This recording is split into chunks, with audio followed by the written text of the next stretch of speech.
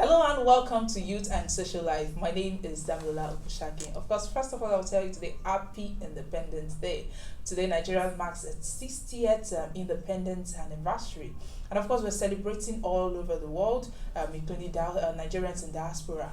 But yesterday on the internet, we had some Nigerian youth saying they don't want people to wish them Happy Independence Day. But of course, here on Vanguard Live, of course, we're wishing you happy independence. And of course, to discuss more today with us about Nigerian youth and independence is Comrade Asoro Abubakri Olatunji. That's the coordinator, NYCN, that's the National Youth Council Nigeria, Ikorodu-West local branch. You're welcome, Comrade Asoro. Thank you. Lovely having you with us in the studio and happy independence. Thank you for having me. Okay, so we've just been talking about independence, wishing people happy independence. So can you tell us what you understand by the word independence? First and foremost, I want to wish Nigerians and Nigerian youth happy independence, irrespective of the struggle and that Nigeria has passed through over the past 60 years and the complaints and all that. At least we still have cause to celebrate Nigeria as 60, and I said that happy independence in Nigeria. An independent country is a sovereign country that is free from external control or a foreign control. Is a country that runs a government of its own, by its own, and for its own people. So that's just independence in a short explanation. Okay, so we are celebrating Nigeria at 60, and you mentioned the sovereign nation. So what at 60 years old, do you think a 60-year-old sovereign nation like Nigeria, do you think this is how it is right now? We are at that age now. I was reading an article that was posted this morning, and they were saying that Nigeria independent is not that it is not a country. It's not an independent country that would come without difficulty. And at 60, we don't expect everything to be perfect. Most importantly, we as human being, it has always been is a nature that human beings are unsatisfiable. So if we look at it from that angle, people will definitely say that Nigeria at 60, we are not there and we are not perfect. But we have to also be realistic. At 60, there's still more that needs to be done as a nation. And at 60, we can say that we have not gotten to that place, and it's a challenge to us. Actually, in as much as we are celebrating our independence as a country that we are now governing ourselves, today calls for sober reflection, and we also have to think deeply, and also the time for us to think on how to make Nigeria better. We have so many things that Nigerians are suffering silently. So even now that we are celebrating, some people don't have cause to celebrate. Some people wake up this morning with an empty stomach. Some people wake up this morning, even coupled with this COVID-19, something like the corruption that trade the COVID-19 palliatives and other people have lost job. There's hike in tea fare, hike in petroleum, increase in electricity tariff. So people will ask you, why am I supposed to be happy about independence? What does Nigeria at 60 holds? So for many people, it's a lot of hope dashed away. But notwithstanding, we are celebrating that. The only thing that we can say that we are happy to celebrate today is that we have a government of our own at 60. But some people who are not happy with the situation of things will say that they prefer to be with the former colonial master. Probably things would have been better. But what do you think a 60-year-old sovereign nation should be like? A 60-year-old sovereign nation should be, when we talk of sovereign, is a country that does its things on its own, a government on its own president, its own national assembly, make policies, economics, and all that. And people will expect good rules, a good livelihood, good water, employment, job opportunities, good infrastructures, and all that. So, a sovereign nation at 60 should just be a nation where its citizens are happy and enjoying their freedom, really. Okay, many Nigerians, when you ask them, they will tell you that they really lost trust in Nigeria and lost trust in the government and also in democracy. So, would you say that Nigeria's democracy is actually doing well? Well, Nigerian democracy, according to evidence, he said democracy is a government of the people, by the people, and for the people. And there's another statement that said a leader that is taking that is a leader without followers is just taking a walk. I looked at the Edo state. I will use the Edo state election as an example. I can't recollect the figures accurately now, but I looked at the number of total registered voters in Edo State compared to number of accredited voters. The margin was very wide, and it's more and it's sending a signal that probably people don't have interest in the or trust in the leadership of this country again. Over and over again, politicians have seen election period as an opportunity to show their professionalism in street mouths, to buy people over, and after the election, what you see is different from what they have said during the campaign. So, but when people, and in democracy, power belongs to the people, and when the people that owns the power don't believe in people that they transfer the power to anymore, it means that democracy is. I was trying to come up with an article some while ago that is sinking Nigerian democracy, because democracy is not really when we have peace everywhere and the governments are just there and doing. But when people start losing trust in the government, definitely the democracy is under threat. People don't want to come out to vote. It is either they are afraid of being intimidation, or they don't even trust the person that is contesting. We also have there are different type of imposition of leaders and all that. So you try this leader, you try another party, you try this party, you try that party, and at the end of the day, it's just as if it's the same thing. You see one politician crossing from one party to the other today, and tomorrow you say he's a bad person. You cross to the other party tomorrow, you say he's now a saint. It's as if that parties and crossing has now become a baptism water where you suddenly become a saint when you cross. So people really now see that Nigerian politicians are the same thing. We can't even identify the bad from the good, and so what's only different is the political party. So I cannot really say that people still trust our leaders, and I think it's a big threat to us as a nation and as a democracy, because when people don't trust their leaders anymore, yes, I don't know. So I wouldn't call that a democracy anymore. Okay, so but can you say that the ruling class, the ruling class still enjoys the trust of the people? That's what I have said. Nobody, no. You see, when the ruling class says something today, people double check. Are the only person that people. As in, can you say that they still believe that Nigerians still trust them, something like that? Because we are saying that she don't believe. Or are you saying? Do you think that the government still believe that Nigerians still trust? I don't think so. Because the ruling class have the resources to throw around all the time. So I don't think, and that's why we are calling their attention to it now. The earlier the better. The earlier they realize that people no longer trust them anymore.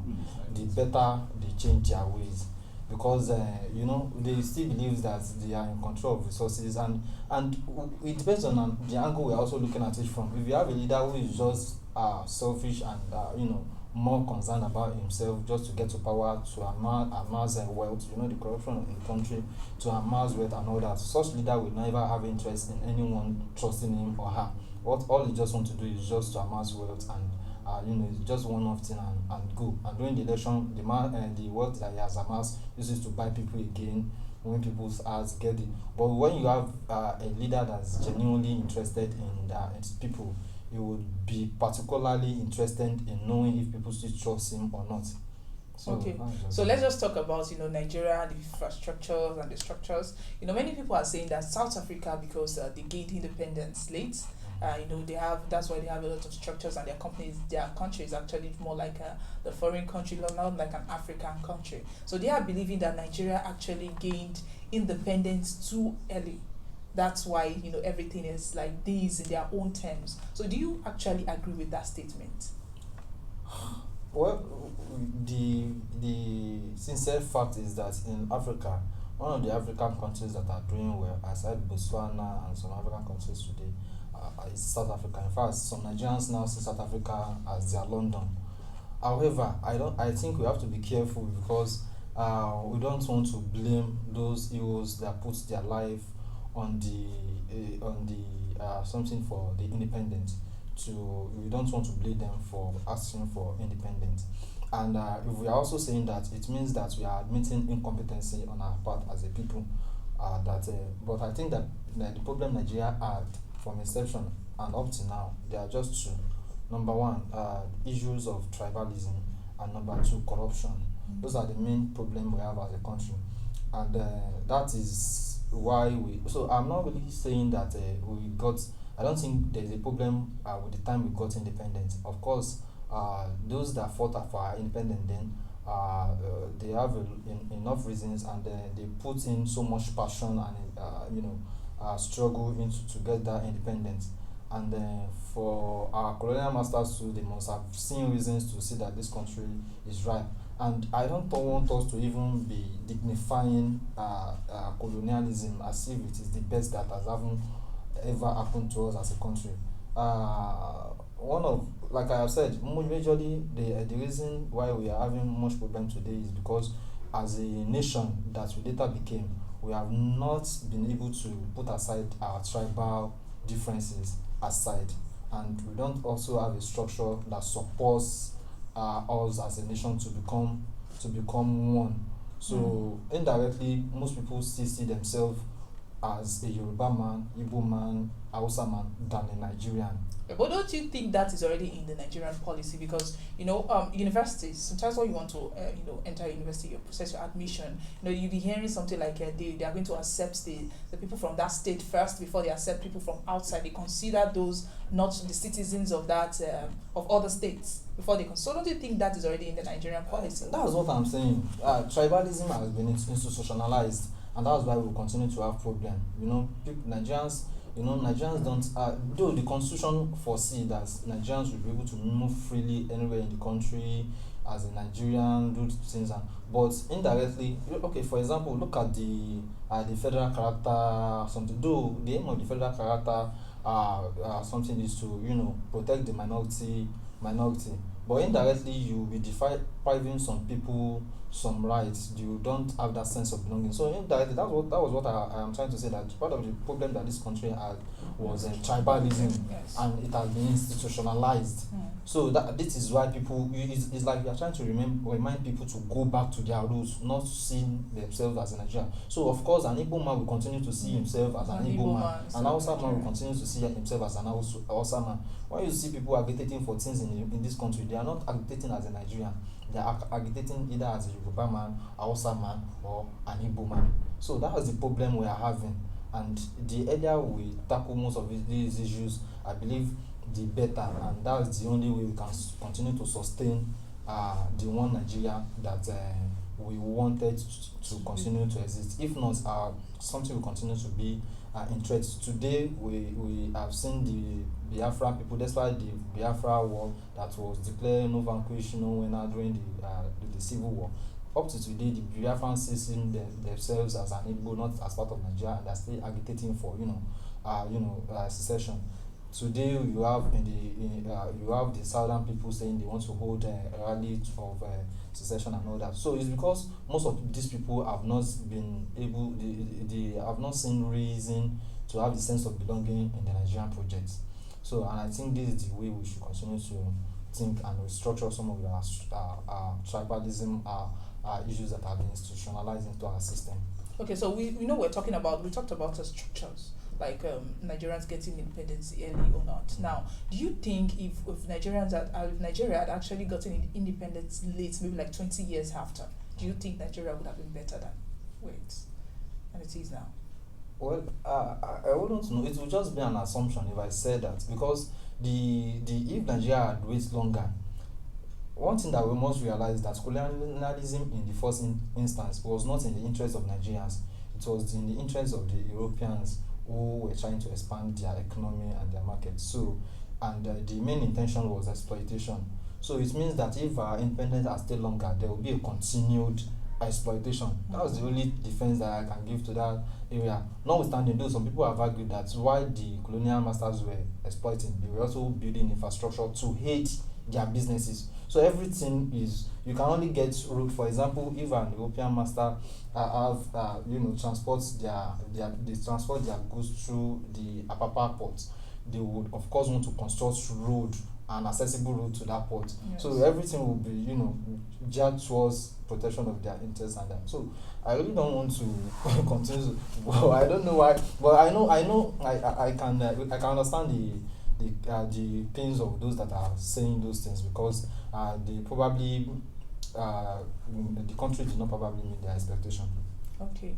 So we were talking about you talked about ethnicity and religion. I would actually like you to answer this question, but first, before we go to that, let's go on a short break. Okay, I've been with Comrade Asoro, and of course we'll be discussing Nigerian independence and also Nigerian youth. So we're gonna short a break now, and when we return, we'll continue from where we stopped.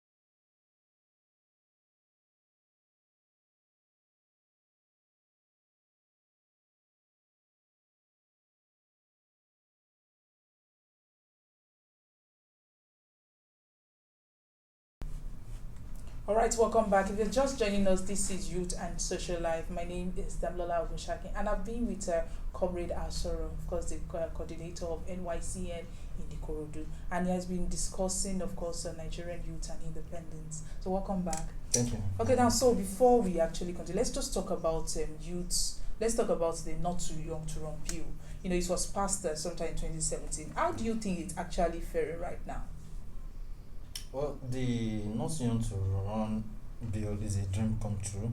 I think that during the last election, some the youths are happy that the bill is steadily achieving its purpose. Of course, we did have some young Nigerians who made it into the government.